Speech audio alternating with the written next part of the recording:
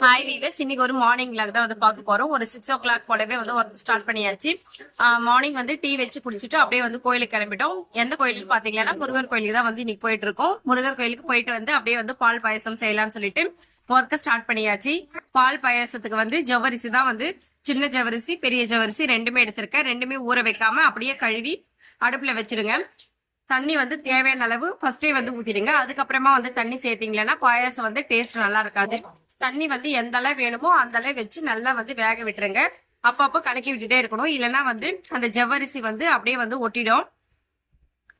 நல்லா ஜவ்வரிசி வெந்ததுக்கு அப்புறமா வந்து பேமிடோ மிக்ஸ் எடுத்திருக்கேன், பாயாசம் மிக்ஸி. இதுலயே வந்து சேமியா, ஏலக்காய், முந்திரி, திராட்சை எல்லாமே வந்து சேர்த்திருப்பாங்க. பச்சரிசி மாவும் இருக்கும். அதை போட்டு நல்லா கலந்து விட்டுருங்க. ஒரு 10 நிமிஷம் போல நல்லா வெந்து வரட்டும். சேமியா வேகிறதுக்கு ஒரு 10 நிமிஷம் போல ஆகும். அடுப்பு வந்து ஒரு மீடியம் ஃபிளேம்ல வச்சு வேக விட்டுடுங்க. அதுக்கப்புறமா தேவையான அளவு சர்க்கரை சேர்த்துடுங்க. பேமிடோ மிக்ஸ் சேர்த்ததுமே வந்து கொதி வந்து கீழே வந்து ஊத்திடும். அதனால வந்து பக்கமே நின்று அப்பப்ப கிளறி விட்டுடுங்க. பாயாசம் சேர்த்துக்கு ஒரு 15 மினிட்ஸ் தான் வந்து ஆகும்.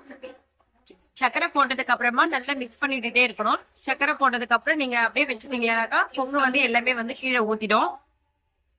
இந்த மாதிரி கரண்டி போட்டு அப்பப்ப மிக்ஸ் பண்ணி விட்டுட்டே இருங்க. ஒரு 10 இருந்து 15 நிமிஷம் போல நல்லா ஒரு மீடியம் ஃபிளேம்ல வச்சு நல்லா கொதிக்க விடுங்க. ஜவ்வரிசி, இந்த சேமியா எல்லாமே வந்து நல்லா வெந்து வந்துடும். அதுக்கப்புறமா வந்து ஃபைனலா வந்து நம்ம பால் சேர்த்துடலாம். பால் வந்து காய்ச்சி ஆற வச்சு அதுக்கப்புறம் தான் வந்து சேர்க்கணும். பால் வந்து தனியா காய்ச்சி எடுத்துக்கலாம். தண்ணி வந்து அதிகமா சேர்க்க கூடாது. ஒரு 1/2 டம்ளர் போல மட்டும் தண்ணி சேர்த்து விட்டுட்டு நல்லா வந்து ஒரு 10 நிமிஷம் போல நல்லா கொதிக்க விடுங்க. நெய்ல வந்து முந்திரி, திராட்சை ரெண்டுமே வந்து வறுத்து எடுத்துக்கலாம். பால் பொங்கிடுச்சு. இப்போ வந்து ஒரு 10 நிமிஷம் போல நல்லா வந்து கொஞ்சம் சுண்டி வரணும். அதுக்கப்புறம் இப்ப பாருங்க, திராட்சை வந்து இந்த மாதிரி குண்டு குண்டா ஆகும். அந்த டைம்ல வந்து அடுப்பு ஆஃப் பண்ணிடுங்க. இப்ப பாயாசத்தோட முந்திரி, திராட்சை எல்லாமே வந்து சேர்த்துட்டோம்.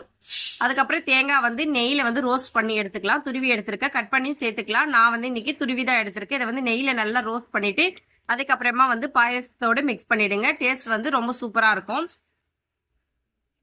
தேங்காவை நல்லா மிக்ஸ் பண்ணி கலந்து விட்டுருங்க. ஏலக்காய் வந்து சேர்க்கல, நெய்யிலே வந்து ஏலக்காவும் வறுத்து எடுத்துக்கலாம். அப்படி இல்லைன்னா வந்து ஏலக்காய் வந்து பிச்சுட்டு நல்லா வந்து இந்த பாயாசத்தோட மிக்ஸ் பண்ணிடுங்க. பாயாசம் வந்து நல்லா சூடா இருக்கும் போதே வந்து ஏலக்காய் போடுறதுனால வந்து அந்த ஸ்மெல் வந்து நல்லா இருக்கும். ரொம்ப டேஸ்டும் வந்து சூப்பரா இருக்கும். பால் வந்து காய வச்சுட்டு ஆறியாச்சு. இப்ப வந்து பாலை வந்து சேர்த்துடலாம். இந்த அளவு பாயாசத்துக்கு வந்து 1 டம்ளர் போல பால் எடுத்திருக்கேன். பால் ஊத்திட்டு நல்லா கலந்து விட்டுருங்க. நல்லா கலந்து விட்டுட்டு அதுக்கப்புறம் நீங்க பாயாசம் வந்து